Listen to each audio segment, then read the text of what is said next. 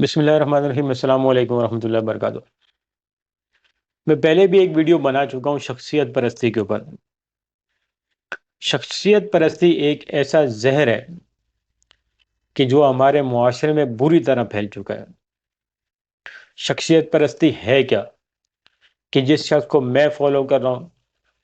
जिसकी इत्तबा मैं कर रहा हूँ, वही हरफ आखिर है। उसकी बताई हुई हर बात सच है। उसके खिलाफ कोई भी बात आएगी तो मैं उसको बगैर तहकीक के रद्द कर दूंगा। कोई भी बात आएगी, चाहे वो आईना ही सामने क्यों ना हो, मैं उसको रद्द कर दूंगा। ये एक बहुत बड़ी बुराई है। इवन कि मैं इसको एक बहुत बड़ा शिर्क समझता हूँ मौजूदा दौर का। ये मैंने आपके सामने आर्गुमेंट इसलिए बांधा थोड़ा सा कि एक दो दिन से या 3 दिन से 4 दिन से मुफ्ती सईद साहब हैं इस्लामाबाद अन-नदवा वाले, उन्होंने मोहतरम जनाब पीर जुल्फ़िकार नक्शबंदी साहब की एक किताब के मुतालिक कुछ चीज़ें सामने लेके आए कि इसमें ये बातें बयान की गई हैं, ये जो बातें बयान की गई हैं ये हकाइक पर मबनी नहीं है, ये झूठ है ये बातें। तो आज मैंने एक वीडियो देखी अभी थोड़ी देर पहले, उनके किसी खलीफा की थी, पीर जुल्फ़िकार नक्शबंदी साहब के किसी खलीफा की थी। मेरे लिए दोनों मोहतरम है। जिस तरह पीर जुल्फ़िकार नक्शबंदी साहब मोहतरम है, इसी तरह मुफ्ती सईद साहब भी मोहतरम है। लेकिन जो मैं बात करने जा रहा हूँ, असल बात उस चीज़ को समझने की है। तो उनके कोई खलीफा है, उन्होंने एक ऑडियो क्लिप उनको रिकॉर्ड हुआ है, तो उन्होंने उसका जवाब दिया। उसमें उन्होंने मुफ्ती साहब को बुरा भला कहा और मुफ्ती सॉरी पीर जुल्फ़िकार नक्शबंदी साहब की तारीफ़ें की उन्होंने कि वो इतनी बड़ी शख्सियत है, मुफ्ती साहब उनके सामने क्या है, ये हैं वो हैं। बहरहाल, तो देखें भाई, मसला ये है कि पीर जुल्फ़िकार नक्शबंदी साहब हों, मुफ्ती सईद साहब हों, मौलाना तारिक जमील साहब हों, और जितने भी हमारे स्कॉलर्स हैं या हमारे जो सियासी लीडर हैं, उनकी शख्सियत कितनी भी पुरअसर क्यों ना हो, उनके जो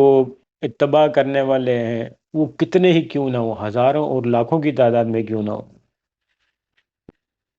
लेकिन अगर कोई बात उन्होंने गलत की है या कोई ऐसी रिवायत बयान की है कि जिसकी सनद सही नहीं है,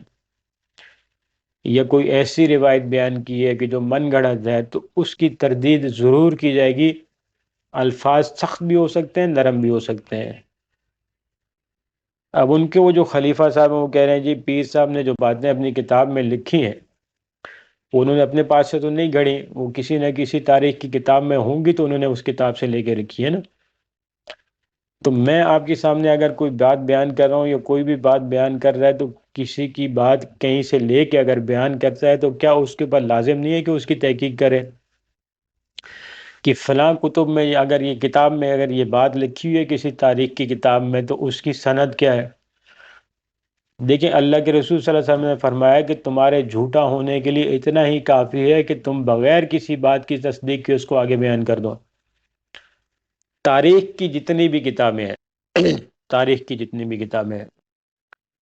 तकरीबन आप समझें कि तारीख दानों का काम तकरीबन यही है कि वो झूठ लिखते हैं। तारीख दान जो है ना, वो ज़्यादातर जो है उस वक्त के जो बादशाह होते हैं उनके जेर असर होते हैं, उनकी मर्ज़ी की तारीखें लिखने बैठे बैठे हुए होते हैं, वो सारी तारीखें वही लिखते हैं। ये मैं आम तारीख की किताबों की बात कर रहा हूँ, जो इस्लामिक हिस्ट्री है उसकी बात नहीं कर रहा हूँ। इस्लामिक हिस्ट्री में भी ये चीज़ मौजूद है कि ऐसी ऐसी बातें इस्लामिक हिस्ट्री की किताब में डाल दी गई हैं, वो किताबें लिखने वालों ने लिख दी हैं कि जिनका हकीकत से कोई ताल्लुक है ही नहीं। तो पीर जुल्फ़िकार साहब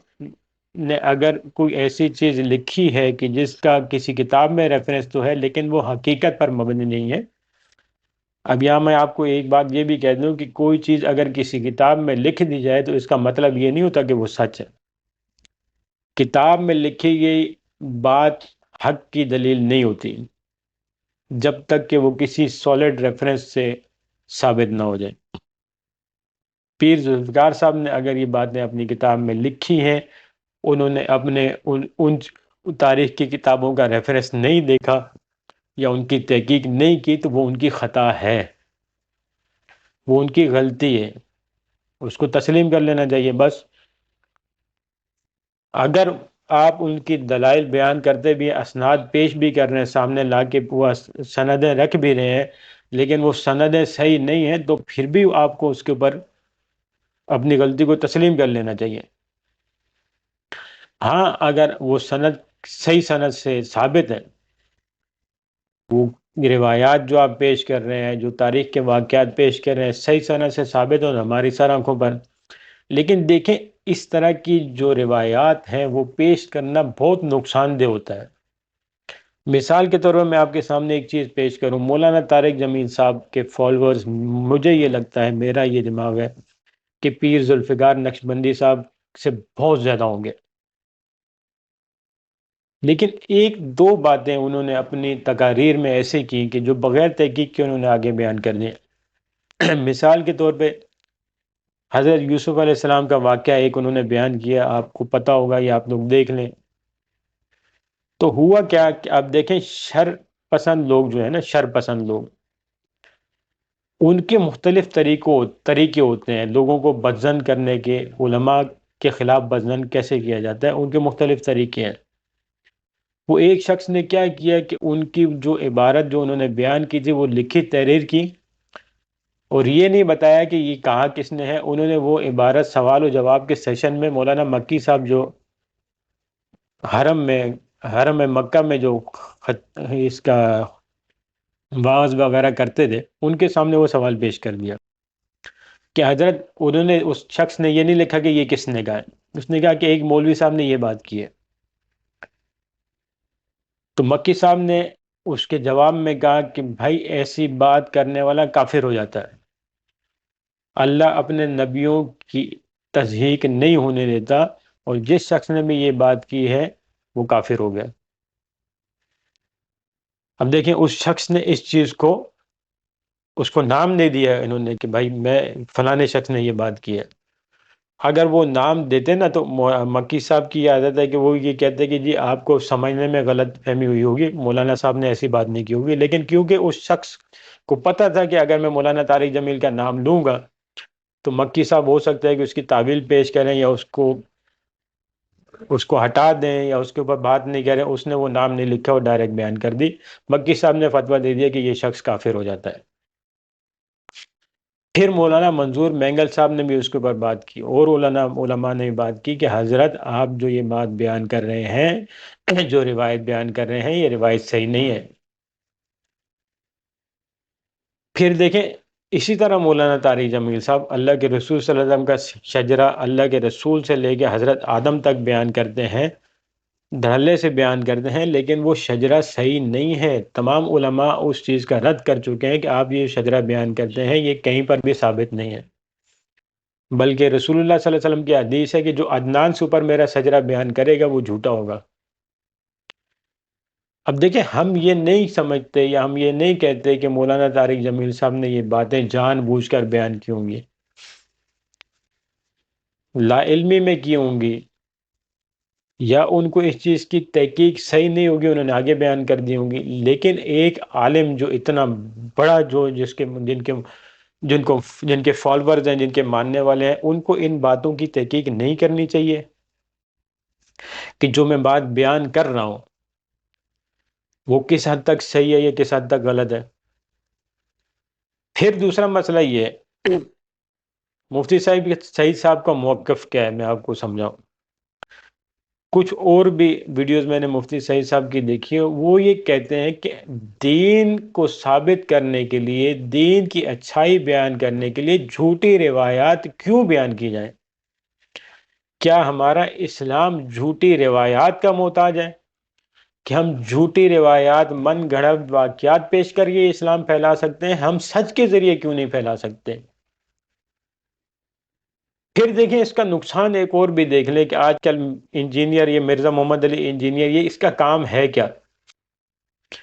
اس کا کام یہی ہے کہ یہ اکابر کی کتب اکٹھی کرتا ہے، ان کو پڑھتا ہے، اس میں سے جو عبارت اس کو نظر آتی ہے کہ یہ روایت صحیح نہیں ہے، اس کی سند صحیح نہیں ہے، اس کو اٹھا کے لوگوں کے سامنے پیش کرتا ہے اور کہتا ہے کہ یہ دیکھو تمہارے بابے نے یہ کتاب میں جھوٹ لکھا ہے۔ یہیں پر ہم آ جاتے ہیں کہ کل کو وہ یہی پیر ذوالفقار نقشبندی صاحب کی کتاب اٹھا کے لے کے آتا ہے اپنے پاس، اور یوٹیوب پر اس کو کھولتا ہے اور لوگوں کو بولتا ہے یہ رو، یہ تمہارا بابا ہے، یہ اپنی کتاب میں یہ جھوٹ لکھ رہا ہے، مجھے اس کی سند لا کر دو۔ آپ یہ سمجھیں یا آپ یہ سمجھنے کی کوشش کریں کہ تمام اخلاص کے باوجود پیر ذوالفقار علی صاحب کی ذوالفقار نقشبندی صاحب کی محنت کو کتنا نقصان ہوگا اس چیز سے۔ دیکھیں مولانا طارق جمیل صاحب کی یہ ایک دو چار جو غلطیاں تھیں، اس سے کافی سارے لوگ میں نے دیکھے ان سے متنفر ہوئے ہیں۔ میں اپنے سامنے میں نے لوگوں کو دیکھا ہے جو ان کے بڑے عقیدت مند تھے، لیکن وہ متنفر ہو گئے کہ یار انہوں نے جھوٹ بولا ہے۔ اسی طرح یہ جو موقع پرست لوگ ہیں، انتشار پھیلانے والے لوگ ہیں، علماء کے خلاف لوگوں کو بدظن کرنے والے لوگ ہیں، یہ پھر ان کے ہاتھ میں ہتھیار بن جاتے ہیں۔ یہ آج نہیں تو کل پرسوں 100 سال بعد 50 سال بعد کوئی اٹھے گا اور پیر ذوالفقار صاحب کی کتاب لے کے آئے گا، بولے گا یہ تمہارے پیر نے لکھا ہے، مجھے اس کا حوالہ دو۔ کہاں سے لے کے آئیں گے آپ وہ حوالہ؟ تاریخ کی کتاب تو کوئی حجت یا نہیں رکھتی نا، کوئی سند تو نہیں رکھتی، وہ تو پھر آپ کہاں سے لا کے ڈیفینڈ کریں گے؟ پھر جو محنت پیر ذوالفقار نقشبندی صاحب کر رہے ہیں، مولانا طارق جمیل صاحب کر رہے ہیں، اس کے اوپر پانی پھرتا ہوا نظر نہیں آ رہا آپ کو؟ تو سیدھی سی بات یہ ہے کہ ہمیں یہ کوشش کرنی چاہیے کہ ہم، بہت اچھی بات ہے کہ ہم اسلام کی تبلیغ کریں، لوگوں کو اسلام سمجھائیں، سچ کے ذریعے سمجھائیں، جو صحابہ کرام کے فضائل ہیں، جو ان کے عادات ہیں، اس کے اوپر صحیح احادیث اتنی کثرت کے ساتھ موجود ہیں کہ ہمیں کسی قسم کی مجہول، ضعیف یا من گھڑت یا منقطع قسم کی روایت یا تاریخ کی کتابوں کی ہمیں ہیلپ لینے کی ضرورت ہی نہیں ہے۔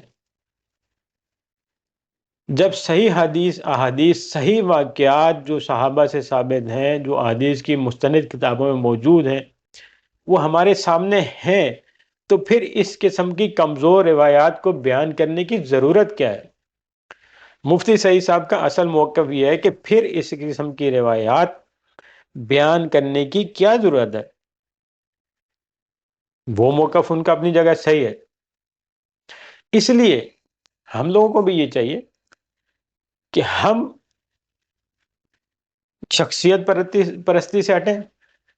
اور یہ اعتراض برائے اعتراض کی جو روش ہے اس کو ختم کریں۔ جو شخص خطا کرتا ہے، چاہے وہ کوئی پیر صاحب ہے، چاہے وہ کوئی عالم صاحب ہے، چاہے وہ کوئی مفتی صاحب ہے، چاہے میں ہوں، آپ ہیں، یا کوئی دوسرے ہیں، اگر اس سے کہیں غلطی ہوتی ہے تو وہ اپنی غلطی کو اچھے طریقے سے مان لے کہ ٹھیک ہے یہ مجھ سے غلطی ہوئی ہے، میں اس غلطی سے رجوع کرتا ہوں، اس میں کون سا کوئی چھوٹا ہو جائے گا؟ اگر نقشبندی صاحب سے، پیر ذوالفقار نقشبندی صاحب سے اس معاملے میں خطا ہوئی ہے کوئی، تو اس خطا کو مان لینے میں کوئی حرج نہیں ہے، اپنی اصلاح کر لیں،